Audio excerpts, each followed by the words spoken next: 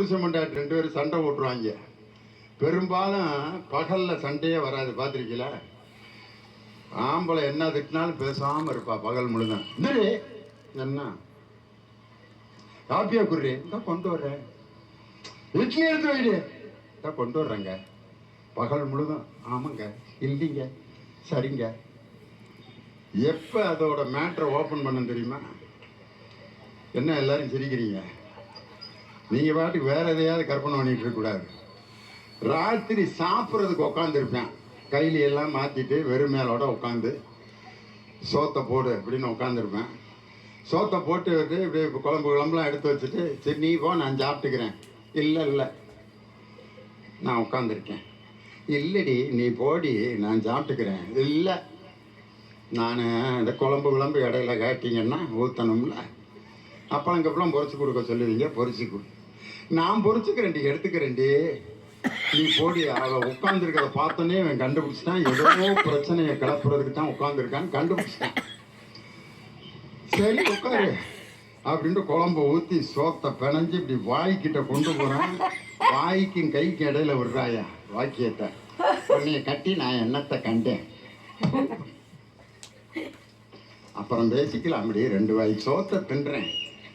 இந்த நேரத்தில் தான் சொல்லாக்க என்னையா நீலாம் ஒரு ஆளு, காலையிலாம் நல்லா தானடி இருந்த, அப்ப இருப்பான் சொல்லுப்ப என்னடி வேணும் இப்போ உனக்கு?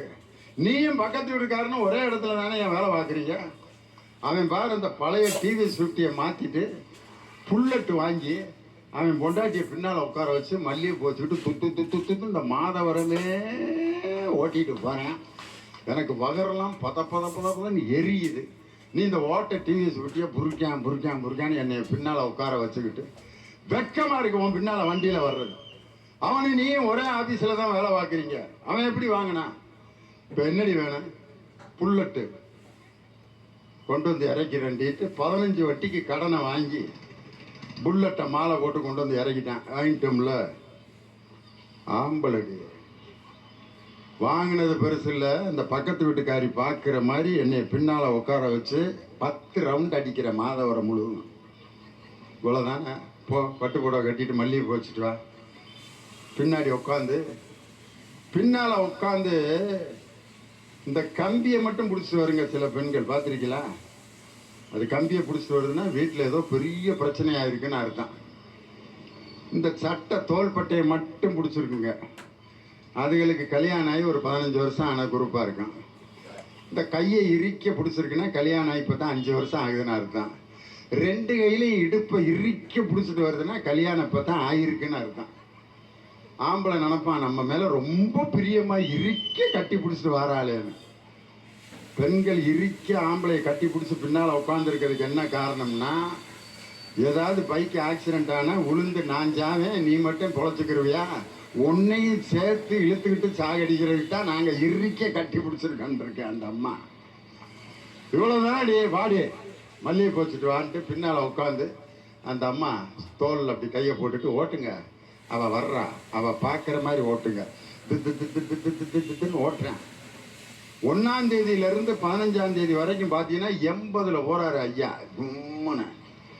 15ஆம் தேதிக்கு பிறகு 60க்கு மேலே போக மாட்டேங்குது வண்டி. 25ஆம் தேதி 40லேயே போகிறேன். வீட்டுக்காரம்மா கேட்டு ஓட்டியா? என்னையா? ஓட்டுறேன். அப்புறம் ஏன் ஓட்ட மாட்டேங்கிற? ஏண்டி கேட்குற? 1ஆம் தேதி கட்டணும் முடி, 7500 ரூபா கட்டணும் முடி. ஆக்சிலேட்டரை திருகுனா 1ஆம் தேதின்னு கேட்குது. கிளச்சை அமுக்கி பிரேக்கை மாற்றினா கட்டாட்டி பிடிங்கிட்டு போயிடுவாங்க. பிரேக் அடிக்கிறான் 7500. ஐயோ ஓட்ட முடியலடி வண்டியான்னு. 1 லட்சம் ரூபாய்க்கு ஒருத்தன் பைக் வாங்கினவன் கூட வண்டியை நிம்மதியாக ஓட்ட முடியல. எங்கள் ஊரில் இப்படித்தான் ஒரு ஆள் பஸ்ஸில் செக்கிங் இன்ஸ்பெக்டர் வருவாங்க தெரியுமா, டிக்கெட் யார் எடுக்கலன்னு பார்க்கறதுக்கு வந்து டிக்கெட்லாம் செக் பண்ணிக்கிட்டு இருந்தாரு. ஒருத்தன் திடீர்னு இப்படியே பார்த்துட்டு இறங்கி ஓடுறான். உடனே டிக்கெட் எடுக்கல போல, அதான் இந்த ஓட்டம் ஓடுறான்ட்டு பின்னாடியே செக்கிங் இன்ஸ்பெக்டர் விரட்டிட்டு போய் கீழே உளுந்து மூஞ்சி முறையெல்லாம் பேர்ந்து திருப்பி விரட்டிட்டு போயிட்டாரு. அவன் 3 தெருவுக்குள்ள பூந்து பூந்து பூந்து போய் கடைசியா ஒரு இடத்துல இப்படி நின்று அப்பா அப்படின்னு ஒரு டீ போடனேன் அப்படின்னு டீ கடையில் டீ கேட்டுக்கிட்டு இருந்தேன். பிடிச்சிட்டார் செக் இன்ஸ்பெக்டர் ராஸ்கல். எத்தனை வருஷம் நான் சர்வீஸ, நான் இப்படி டிக்கெட் எடுக்காதவன பிடிக்காம இருந்ததே இல்லை. எங்க ஏன்டா டிக்கெட் எடுக்கல அப்படின்னா அவன் பாக்கெட்ல இருந்து டிக்கெட் எடுத்து இப்படியே காமிச்சிருக்கேன். டிக்கெட்டை எடுத்துட்டியா, அப்புறம் ஏன்டா ஓடுன? நான் ஓடுவேன், பரதநாட்டியம் ஆடுவேன், டான்ஸ் ஆடுவேன், நான் தான் டிக்கெட்டை எடுத்துட்டேன்ல, என்னை ஏன்டா நீ துரத்திட்டு வந்த அப்படின்னு. அப்பதான் அவர் சொல்லியிருக்காரு, ஆயுசுல யாராவது ஒருத்தரை நான் பிடிக்கணும்னு நினைச்சு விரட்டிட்டு வந்தேன், கடைசிக்கு அவனும் டிக்கெட் எடுத்தவன் நான் போயிட்டானேன்ட்டு. இப்படித்தான் ஒரு அம்மா தன்னுடைய மகனுக்கு இன்ஜினியரிங் காலேஜில் இடம் கிடைச்சிருச்சு. 50,000 ரூபா கட்ட சொல்றாங்க.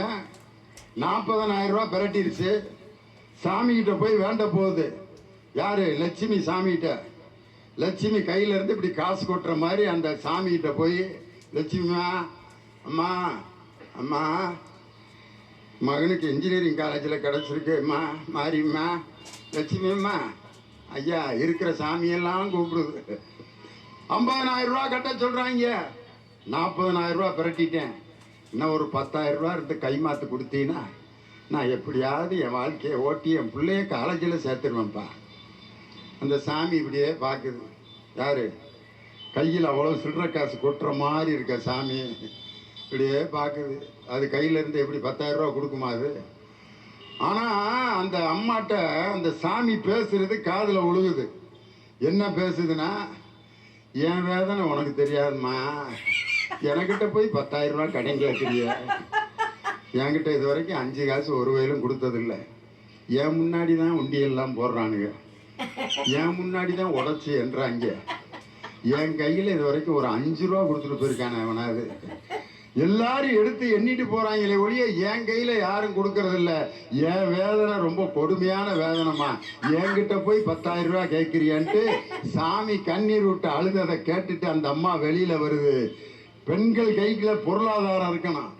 காரணம் என்ன? ஆண்கள் ஒரு காசை டக்குன்னு பாக்கெட்ல வச்சிருக்கத டப்புன்னு செலவழிச்சிருவாங்க. ஏன்னா ஒரு 1000 ரூபாய் ரேஷன் கடையில் வாங்கிட்டு வர்றாருன்னு வச்சுக்கோங்க, கொடுத்தாச்சு செப்டம்பரில், ஆம்பளைகளுக்கு கொடுத்தாச்சு அப்படின்னா என்ன ஆயிருக்கேன்? 1000 ரூபாய் வாங்கிட்டு வர்றப்போ ஒருத்தன் பார்ப்பேன், என்ன மாப்பிள்ள 1000 ரூபாயா, 1000 ரூபா வச்சிருக்க, சரி என்னடா ஏன்டா எத்தனை தடவை சொல்லி காட்டுற, என்ன வாங்க போற, வீட்டில் கஷ்டமா இருக்கு, அரிசி பருப்புலாம் வாங்கலாம்னு இருக்கேன், நீயும் உன் பொண்டாட்டி உன் புள்ள 3 பேர் தானடா இருக்கீங்க, 1000 ரூபாய்க்கு எதுக்கு அரிசி வாங்குற, ஒரு 500 ரூபாய்க்கு வாங்கு, நான் உன்னை வேணான்னு சொல்ல, 500 ரூபாய்க்கு வாங்கு, மீதி ஒரு 200 ரூபாய்க்கு நம்ம சந்தோஷமா இருப்போம், வாங்கிரு. வேணாம்டா டே, பிள்ளை இருந்திருந்து தலைவர் கொடுத்துருக்காருடா, வேணாம்டா பிள்ளைகளுக்கு செலவழிக்கணும்டா, 750 ரூபா வீட்டுக்கு செலவழிடா, 250 ரூபா, 200 ரூபாய்க்கு வாங்கு, 50 ரூபாய்க்கு சைட்டிஸ், ஓகே அப்படின்ட்டு, சரி வாடா அப்படின்ட்டு 1000 ரூபாயை மாற்றி 250 ரூபாய்க்கு வாங்கி சாப்பிட ஆரம்பிக்கிறாங்க. அவரெல்லாம் சொல்ல என்ன பசி பேசுகிறேன் அப்படின்ட்டு, இல்லை மாப்பிள்ள ஒன்றும் அவ்வளவா நல்லா இல்லை இப்போ சாப்பிட்டது, இன்னும் ஒன்று மட்டும் வாங்கிறேன், டே வேணாம்டா, அரிசி பருப்புலாம் அந்த லிஸ்ட்டு போட சொல்லிட்டேன்டா, பலசர கிடைக்கும் கொடுத்துக்கலாம்டா, அடுத்த மாதம் 1000 ரூபா வரும்ல, அப்போ வாங்கிக்கிறலாம் அப்படின்னே ஏற்றி ஏற்றி 250 250 முடிச்சுட்டு 2 பேரும் சாக்கடையில் கிடக்கிறேன். அப்படியே எல்லா ஆண்களும் இப்படி இருப்பாங்கன்னு சொல்ல முடியாது, இருக்கு அந்த மாதிரி. ஆனால் ஒரு பெண் கையில் ஒரு 1000 ரூபாய் கொடுத்தால் ஒரு நகைச்சீட்டு ஒரு பாத்திர சீட்டு போட்டு தன் பெண்ணுக்கு தன் மகளுக்கு 5 பவுன் நகை சேர்த்து கல்யாணத்தை முடிச்சு வைப்பாயா ஒரு பெண்ணு. ஒரு பெண்ணுக்கு பொருளாதார சுதந்திரம் எப்படி கொடுக்கப்பட்டது, ஒரு பெண் எப்படிப்பட்ட பொருளாதாரத்தை இன்னைக்கு கொடுப்பாங்க. ஒரு ஆணால ஒரு காய்கறி வாங்க முடியுதா, காய் வாங்கிட்டு வாயா அப்படின்னு அனுப்புது ஒரு அம்மா, போயிட்டு வரேன்டி அப்படின்னு மார்க்கெட்டில் என்ன காய் வேணும், கத்திரிக்காய் வாங்கிட்டு வாங்க போங்க அப்படின்ட்டு போய் வாங்கிட்டு வந்து பார்த்தா பூரா முத்த கத்திரிக்காய். இந்த கத்திரிக்காயை ஒரு பார்த்து வாங்க தெரில, எப்படி நீ வாங்கினா, காய் வாங்கினா அமுக்கி பார்த்து வாங்கணும்யா, சரி இனிமே காய் வாங்கினா அமுக்கி பார்த்து வாங்கிட்டு வரேன் அப்படின்ட்டு போய் சொல்லிட்டான். இன்னைக்கு இதை குழம்பு வைடி அப்படின்ட்டான். அடுத்து காய்கறி மார்க்கெட்டுக்கு போகிறப்ப என்ன காய் வாங்கணும்னு கேட்டிருக்கேன். வெண்டைக்காய் வாங்கிட்டு வா அப்படின்னா வெண்டைக்காயை அமுக்கி அமுக்கி எது காடாக இருக்கோ, எது அப்படியே உறுதியாக இருக்கோ, தோல் மாதிரி இருக்கிறத அப்படியே அமுக்கி பார்த்துட்டு வாங்கிட்டு, ஐயோ ஐயோ ஒரு வெண்டைக்காயும் அமுக்கி பார்த்து வாங்கிட்டு வரியா, நீ தானடி அமுக்கி பார்த்து வாங்கிட்டு வர சொன்ன அப்படின்னு. இனிமே காய் வாங்கினா உடச்சி பார்த்து வாங்கிட்டு வரணும். ஆளு முகரைங்க, காய் வாங்க துப்பு இல்லை. அடுத்த வாரம் நமக்கு மார்க்கெட்டுக்கு போகிறேன். என்ன காய்கறி வேணும்னா முருங்கைக்காய் வாங்கிட்டு வேன் அப்படின்னு. முருங்கைக்காயை வாங்கி வாங்கி ஒன்றொன்னா உடச்சி போடவும் மார்க்கெட்டுக்காரன் பூரா வெளுன்னு வெளுத்து, ஏன்டா வாங்கின காயை பூரா உடச்சி போட்டுக்கிட்டு இருக்கேன் மனுஷனாடான்ட்டு அவனை அடிச்சு லைட்டு மரத்தில் கட்டி வச்சிருக்கேன். அப்புறம் இந்த அம்மா என்னையான்னா, நீ ஏன்டி உடச்சி பார்த்துட்டு வாங்கிட்டு வர சொன்னேன், நான் ஒரு 50 முருங்கைக்காயை உடைச்சேன், எண்ணெயை உடச்சி விட்டாங்க அப்படின்னு. போயா ஒரு மார்க்கெட்டில் ஒரு காயை பேரம் பேசி வாங்க தெரியல. ஆனால் பெண்கள் போய் பார்த்தீங்கன்னா கிலோ எவ்வளவுமா கத்திரிக்காய் அப்படின்னா அந்த அம்மா சொல்லும் 50 ரூபான்னு. 10 ரூபாய்க்கு கொடுங்க. ஏமா மனசாட்சி இருக்கா இல்லையா? 50 ரூபாங்கிறேன் 10 ரூபாய்க்கு. சரி ஒரு 5 ரூபாயை போட்டுக்க அப்படின்ட்டு கடைசிக்கு 50 ரூபா சொன்ன கத்திரிக்காயை 25 ரூபாய்க்கு வாங்கிட்டு வருவா. நம்ம வீட்டில் இருக்கக்கூடிய பெண்கள் ஒரு பொருளாதாரத்தை அவர்களால் தான் எளிமையாக கையாள முடியும். மயிலாப்பூர் மார்க்கெட்டில் ஒரு அம்மா முருங்கைக்காய் வித்துட்டு இருந்துச்சு. அந்த அம்மா காலையில் 2 10 ரூபான்னு வித்துச்சு, மத்தியானம் 3 10 ரூபான்னு வித்துச்சு, சாயந்தரம் 4 10 ரூபான்னு வித்துச்சு. அந்த அம்மாட்ட ஒரு ஆள் வந்து கேட்டான், காலையில் 2 10 ரூபான்னு வித்திய, மத்தியானம் 3 10 ரூபான்னு வித்திய, சாயந்தரம் 4 10 ரூபான்னு வித்த, ஏமா அப்படின்னு கேட்டோன்னா அந்த அம்மா சொல்லுது, ஒரு வயசான பாட்டி சொல்லுது, 2 10 ரூபான்னு வித்துக்கிட்டு இருந்தேன், மொத்தம் நான் 200 ரூபாய்க்கு வாங்கினேன் முருங்கைக்காய். 2 10 ரூபான்னு வித்து 200 ரூபா கிடச்சிருச்சு. 12 மணிக்கெல்லாம் 200 ரூபா கிடச்சிருச்சு. இனிமே கிடைக்க போகிறதெல்லாம் லாபம் தான். அதனால தான் ஜனங்க இன்னொரு காய் சேர்த்து வாங்கிட்டு போகட்டும்னு 3 10 ரூபான்னு கொடுத்தேன் அப்படின்ச்சு. சாயந்தரம் ஏமா 4 10 ரூபான்னு கொடுத்தேன்னுக்கு அந்த அம்மா சொல்லிச்சு, காலையில் பணக்காரங்களா தாப்பா காய்கறி வாங்க வருவாங்க, சாயந்தரம் இந்த கூலி வேலை செய்கிறவங்க தான் காய்கறி வாங்க வருவாங்க, கொத்தனார் சித்தாள் ரோட்டு வேலை செய்கிறவங்க, அவங்களுக்கு இன்னும் 2 காய் சேர்த்து கொடுக்கணும்னு தான் 4 10 ரூபான்ட்டு ஒரு முருங்கைக்காய் விற்கிறதுல கூட ஒரு தர்மத்தை, ஒரு நியாயத்தை, ஒரு பொருளாதாரத்தை சிறப்பாக கையாளக்கூடியவள் யாருன்னா ஒரு பெண்ணாக இருப்பதால் தான். இன்னைக்கு எத்தனையோ பெரிய பெரிய மருத்துவமனைகள்லாம் இருக்கு. ஆஹா ஓஹா 5 மாடி 15 மாடி. டாக்டர்கிட்ட எல்லாம் அப்பாயின்மெண்ட் வாங்கிட்டு தான் போகணும். டாக்டரை பார்க்க முடியுமா? இல்லைங்க, சாயந்தரம் 5:30 மணிக்கு தான் வருவார். பெரிய ஆஸ்பத்திரியா இருக்கும், ஆனால் எழுதி போட்டிருப்பான் தெளிவா, மேலே போகும் வழி. ஆஸ்பத்திரியில் நம்மளால் புரிஞ்சுக்கிட்டேன், இங்கே போனாலே மேலே கொண்டு போயிடுவாங்க போல இருக்கு, அதான் தெளிவாக எழுதி போட்டிருக்காங்க. ஒரு டாக்டரை கன்சல்ட் பண்ணோம்னா 2000 ரூபா 10,000 ரூபான்ட்டு. எவ்வளவோ மருத்துவ வசதிகள் இருந்தும் நம்ம கொரோனாவில் பாதிக்கப்பட்ட போது நம்மை காப்பாற்றியது எது என்றால் கபசுர குடிநீர் என்ற அந்த சித்த வைத்திய மருத்துவம் தானையா. இந்த நேரத்தில் கொரோனாவிலிருந்து நமக்கு விடுதலை கொடுத்தது நம் பாரம்பரியமான தமிழக மருத்துவமான சித்த மருத்துவத்தினுடைய அந்த மருந்துகள் தானையா நமக்கு கொடுத்துச்சு. மிளகு கஷாயம் குடி, தாலி சாதி சூரணத்தை சாப்பிடு, திருகடுகம் சூரணத்தை சாப்பிடு அப்படின்ட்டு அன்னைக்கு நாட்டு மருந்து கடையில் அப்படி கூட்டம். அப்படிப்பட்ட ஒரு நாட்டு மருந்துக்கு இன்னைக்கு கூடிய மரியாதை. நாங்கள்லாம் ஒரு கிராமத்தில் வந்து ஒரு கேம்ப் நடத்த போயிருந்தோம். கேம்ப் முடிஞ்சு நடந்து வர்றப்ப எங்க கூட இருந்த ஒரு வயசான டீச்சர் நடந்து வர்றப்ப அந்த சுண்டு வரல ஒரு கல் தட்டிக்கு அந்த டீச்சர் மயக்கம் போட்டு விழுந்துட்டாங்க. ராத்திரி 9:30 மணி. உடனே ஆஸ்பத்திரி தூக்குன்னு சொல்லி ஆட்டோவை வச்சுட்டு அந்த டீச்சரை ஆஸ்பத்திரி கூட்டு போறாங்க. ஒரு குடிசை வீட்டுல இருந்து ஒரு பாட்டி இப்படியே எட்டி பார்த்துச்சு. ஏன் சாமி என்ன அப்படின்னு.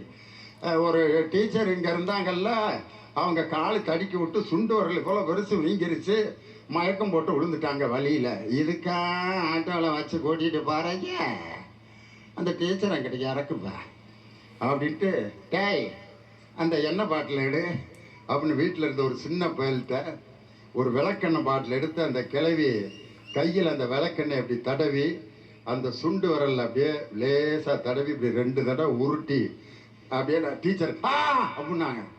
சுண்டு விரல் அப்படி திருகி 2 இழுப்பு இழுத்துச்சு. அம்மா அப்படின்னாங்க.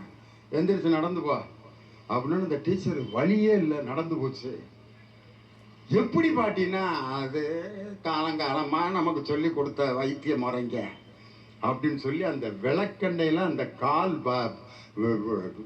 உடஞ்ச அந்த சின்ன அந்த வீக்கத்தை அந்த கிளவி அழகா எடுத்து விட்டுச்சு.